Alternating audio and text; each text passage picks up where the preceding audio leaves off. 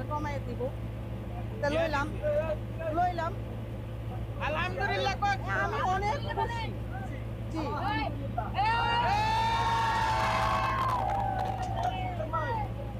এই যে আমরা যতটুকু জানি ব্যাপারী ভাইদের কষ্ট দুঃখ তারা গরু কিনে নিয়ে যায়, ব্যাপারীরা গরু গোস খায় কি খায় না, ঈদের দাওয়াতে যাইতে পারে কি পারে না, আর বাসায় কি থাকে নাকি কোনো হাটে শেষ মতো থাকে।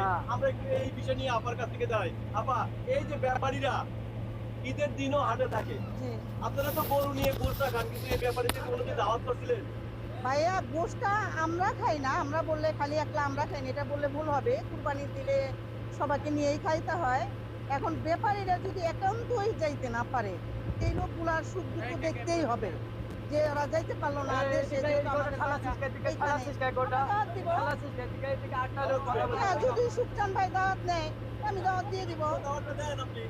হ্যাঁ, সুখচান ভাই আমার পাশে দাওয়াত থাকলো যাবেন না। আমি সরি, আমি আপা, দাওয়াত কবুল করতে পারবো না। আপা আমি সরি, উনি আমার পাশে যাইতে পারবেন না, কি দাওয়াত দিব? আমি যাইতে পারবো না। আপনি দাওয়াতটাও সুন্দর করে বলেন। না ভাই আর বলতে পারি না। একটু বলেন। আর উনি আমার দাওয়াত নিল, সুন্দর করে দাওয়াত দিলে আপনি না। দুই হাতে রিসিভ করতে পারে, খুশি দিতে পারে, মনটা ভালো না।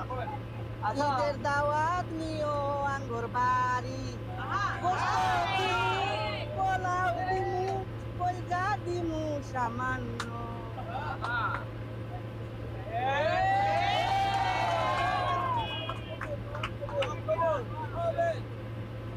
বললাম না, কি খাওয়াবে? গরুর মাংস খাবেন না সবাই খাবে? গোশত দিব, পোলাও দিব, পোলাও দিব, আর কি আর খাওয়াবো? কি বাংলাদেশে খাওয়াইবো? কি খাওয়াই? আর পান দিব সামান্য। সামান্য একটা পান দিব, আবার কি খাওয়াইবো?